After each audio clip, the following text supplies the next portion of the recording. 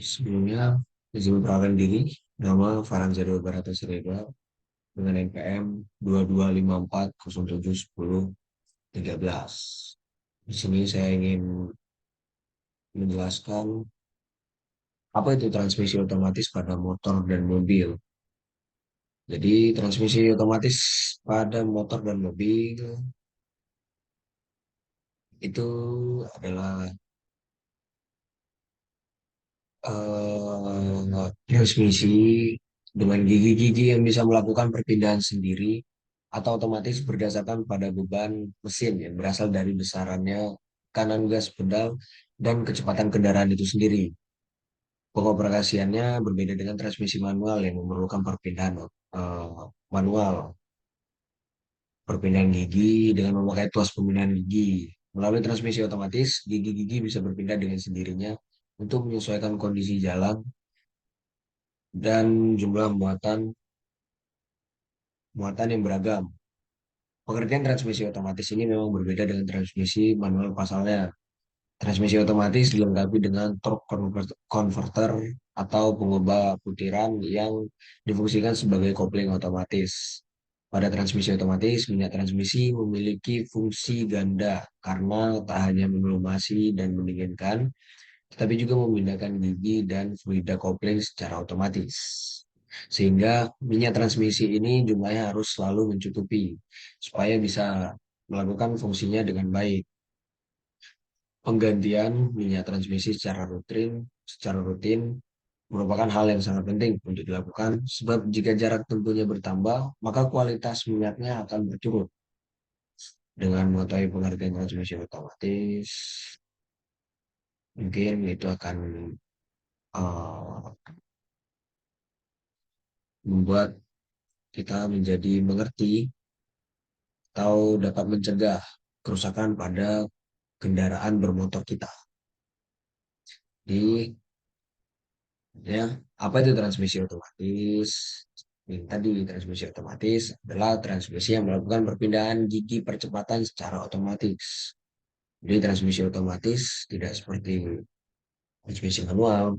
Kalau di motor harus diinjek dulu tuas giginya. Kalau di mobil ya kita harus geser-geser tuas tuas giginya. Ya, pada motor. Motor menggunakan CVT atau Continuously Variable Transmission. Di pada CVT ini terdapat hmm, terdapat beberapa komponen yang saling berhubungan. Contohnya V-belt atau fan belt panggilannya. Ini fan belt, kemudian ini eh, drive pulley atau pulley primer, kemudian ini adalah pulley sekunder atau driven pulley. Jadi konstruksi konstruksi CVT terdiri atas buah-buah puli variabel yang diposisikan pada jarak tertentu dan keduanya dihubungkan oleh sabuk V-belt atau fan belt. Masing-masing puli terdiri atas dua bagian berbentuk kerucut pada bagian belakangnya. Seperti ini.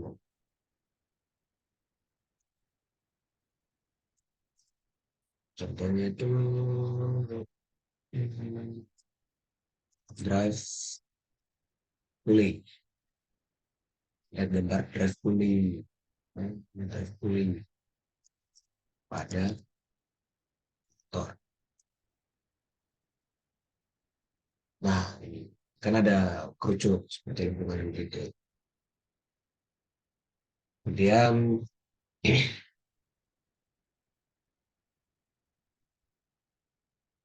bentuk kerucut yang bagian belakangnya diletakkan satu sama lain. Puli yang digunakan pada CVT disebut puli variabel, di mana salah satu bagian puli dapat bergeser, mendekati, ataupun menjauhi bagian puli yang lain. Hal ini disebabkan pada kedua komponen puli yang memiliki mekanisme sentrifugal. dengan pegas pembalik yang mengatur pergeseran masing-masing bagian puli secara kontinu berdasarkan tinggi rendahnya putaran mesin. Sebuah sabuk yang berbentuk V ini, fan belt, sebenarnya itu fan belt yang terbuat dari bahan karet dipasang di tengah puli untuk menghubungkan kedua puli. Sisi sabuk bagian dalam dibuat bergerigi, bergerigi. Cari V-belt. Nah, salah satu sisinya bergerigi.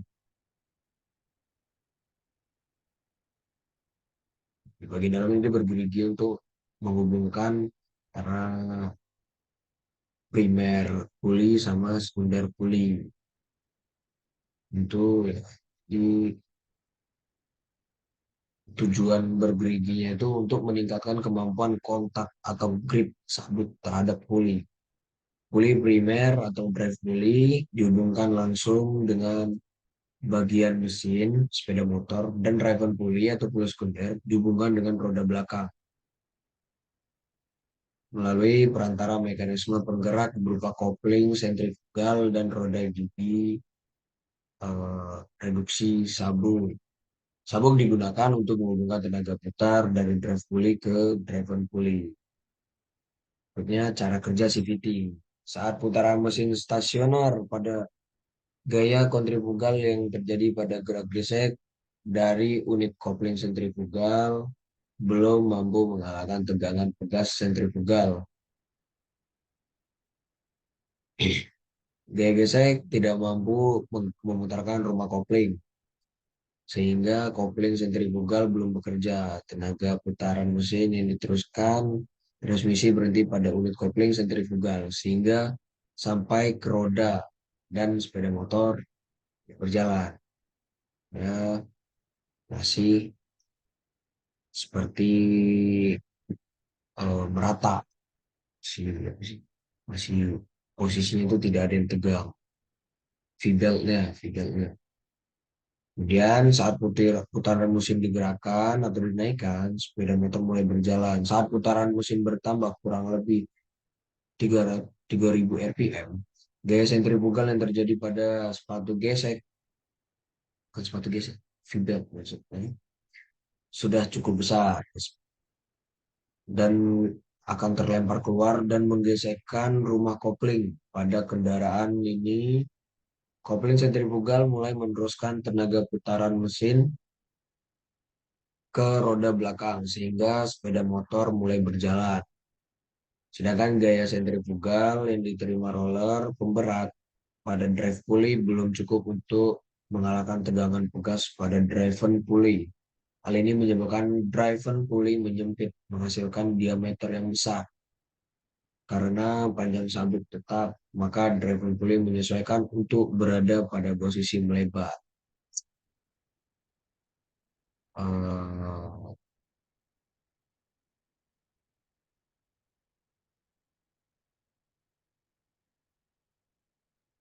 jadi kalau untuk contohnya itu ada CVT atau lah, ini dia konteks diskusi. Ya gitu ya. Jadi di saat ini berputar, drive drive pulley-nya ini berputar, tapi masih kurang kurang tenaga, yaitu driver pulley-nya maka akan kurang juga tenaganya. Tapi di saat eh, RPM-nya sudah naik, drive pulley-nya ini akan bertambah kencang putarannya. Lalu ini driver pulley-nya, beriginya akan tertarik, lalu driver pulley-nya akan menyempit sehingga menghasilkan diameter diameter yang lebih seperti di sini ini di sini driver driver pulley-nya semakin luas. Ini kan driver pulley-nya semakin luas. Kalau untuk mesin saat mesin kecepatan menengah dia merata. Fan belt yang ada pada drive pulley dan driver pulley-nya dia rata. Ini kecepatan menengah gitu. Ini seperti di ini adalah driver pulley. Driver pulley ini seperti pada sepeda.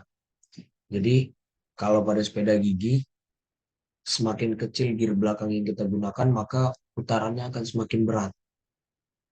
Nah, begitu juga dengan driver pulley. Sedangkan sepeda kan kalau dia di gear yang bagian depan, semakin besar yang kita gunakan, maka juga akan semakin berat. Nah, kemudian dengan begitu beratnya, maka akan menghasilkan eh, tenaga yang lebih, namun dengan tenaga yang lebih itu dapat menghasilkan eh, kecepatan yang lebih. Itu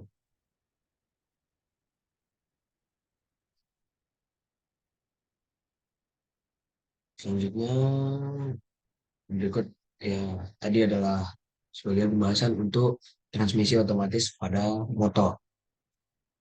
Berikutnya mobil. Ini adalah tuas untuk mobil. Jadi pada transmisi mobil terdapat komponen transmisi otomatis pada mobil. Jadi ada torque converter.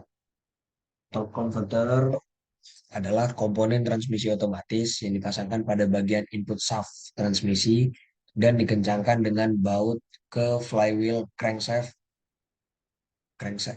Komponen ini biasanya diisi dengan minyak transmisi otomatis atau ATF yang berguna untuk memperbesar momen mesin dan akan dilanjutkan ke bagian transmisi. Selain untuk memperbesar momen yang menghasilkan mesin, komponen transmisi otomatis yang satu ini juga berfungsi sebagai kopling otomatis untuk memindahkan dan memutus momen mesin ke transmisi.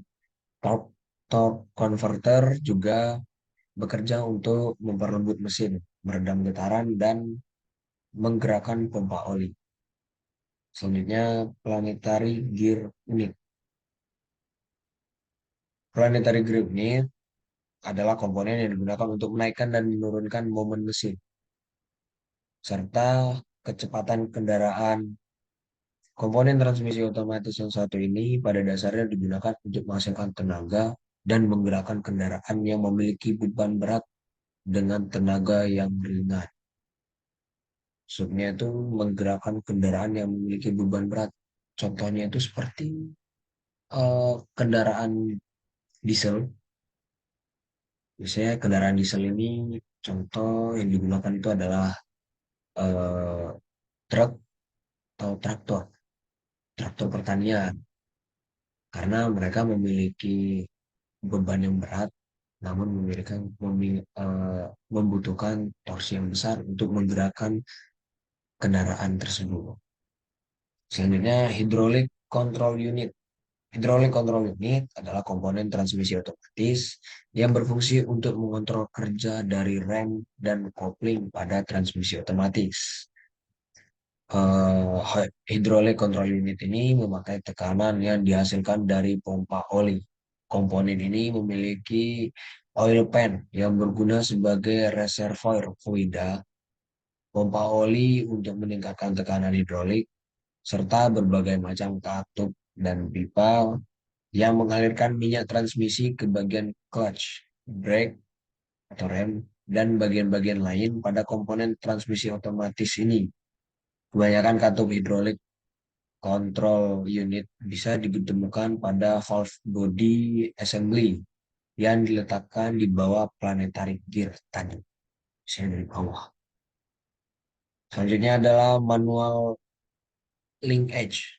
Manual linkage, meskipun transmisi otomatis melakukan perpindahan gigi secara otomatis, namun jenis transmisi ini tetap mempunyai dua buah linkage yang membuatnya masih mungkin dioperasikan secara manual oleh pengemudi yang terhubung dengan transmisi otomatis. Manual linkage merupakan komponen transmisi otomatis yang berupa selektor lever pada kabel akselerator dan kabel throttle. Selanjutnya, automatic transmission fluida atau komponen utama lain dari sistem ini, sistem transmisi otomatis adalah automatic transmission fluida atau oli khusus yang dicampur dengan berbagai bahan tambahan untuk dipakai melumasi transmisi ini atau transmisi otomatis. Komponen transmisi otomatis ini populer flu dengan sebutan Automatic Transmission Fluid atau ATF. Untuk membedakannya dengan jenis minyak yang lain, transmisi otomatis ini harus menggunakan ATF yang telah ditentukan karena jika menggunakan yang lain atau sembarangan dapat berakibat pada menurunnya kemampuan transmisi itu sendiri. Pemeriksaan level minyak juga harus dilakukan secara rutin supaya transmisi dapat bekerja dengan benar. Pemeriksaan komponen transmisi otomatis ini biasanya dilakukan saat mesin melakukan putaran idle dan transmisi memiliki suhu kerja normal serta tuas transmisi berada pada posisi P.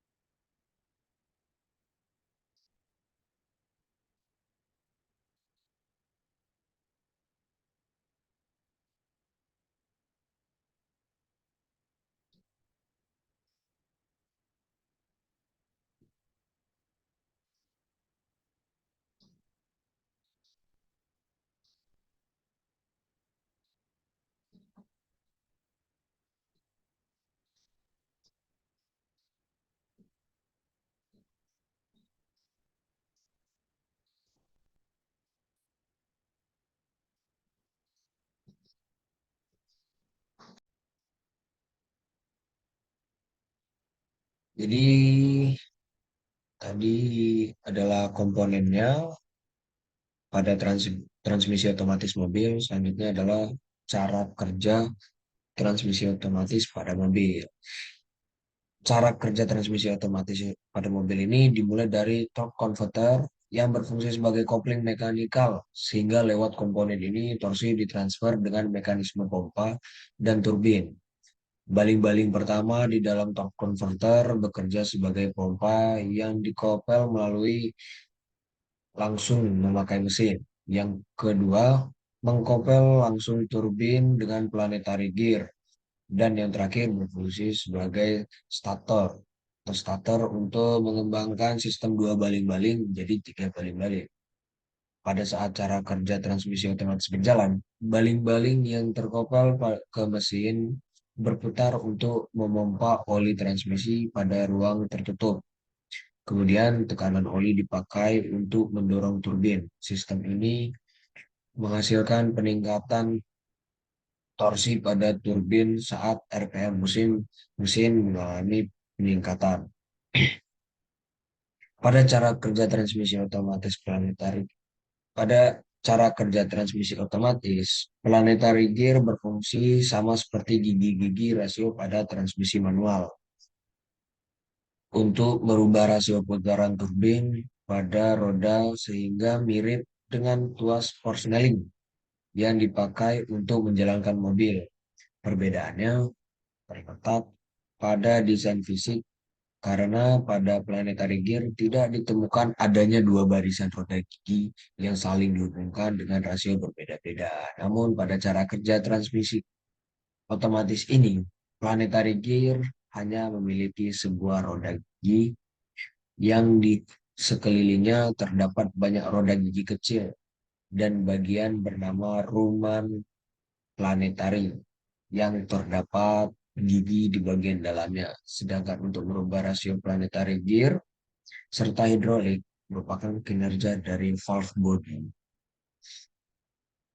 Eh, Selanjutnya itu adalah akhir dari penjelasan tentang transmisi otomatis pada mobil. Jadi setiap transmisi itu memiliki kelebihan dan kekurangannya. Jadi kelebihan transmisi otomatis itu memiliki kelebihannya itu adalah mudah digunakan bagi pengemudi pemula, tidak membuat pengemudi cepat lelah karena hanya menggunakan pedal gas dan rem. Selain itu, permintaan gigi otomatis bisa diatur langsung dan sangat cocok dibawa untuk berkendara jarak dekat, terutama berkendara di perkotaan. Ya, jadi untuk kelemahan transmisi otomatis yaitu akselerasi yang dihasilkan kurang baik ketika dibawa untuk perjalanan jarak jauh. Transmisi otomatis sangat boros bahan bakar. Kecepatan yang dihasilkan tidak secepat kendaraan bertransmisi manual. Dan kendaraan dengan transmisi otomatis membutuhkan perawatan yang lebih ekstra. Jadi, eh, kalau untuk kecepatan itu masih menang kendaraan yang memiliki transmisinya manual. Karena kita bisa mengatur eh, gigi-giginya itu sesuai keinginan kita. Jika ingin kebut, bagaimana, jadi pelan, bagaimana. Sedangkan untuk transmisi otomatis, dia untuk pengaturan kecepatannya itu hanya ada pada gas saja, gitu. Kemudian untuk bahan bakar itu lebih boros transmisi otomatis. Kemudian kalau untuk perawatan, mungkin transmisi otomatis kenapa harus dirawat? Sangat dirawat karena eh, jika salah satu bagian transmisi otomatis ini mengalami kerusakan, maka komponen lainnya itu akan merembet dan akan mengalami kerusakan yang sama. Jadi kita akan menghasilkan, kita akan mengeluarkan biaya yang lebih. Sedangkan transmisi manual, eh, jika salah satu komponen rusak, kita masih bisa mengganti komponen yang rusak tersebut tanpa harus mengganti komponen yang lainnya. Jadi biaya yang dikeluarkan tidak seberapa dengan transmisi otomatis. Jadi sekian penjelasan saya tentang transmisi otomatis pada kendaraan motor dan mobil. Sekian, terima kasih. Semoga bermanfaat.